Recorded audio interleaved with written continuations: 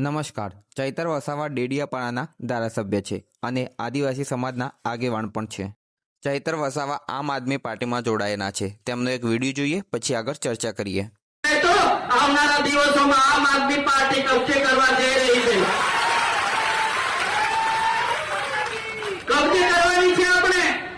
સાથે સાથે 250 તાલુકા પંચાયતો કબજે કરવાની છે.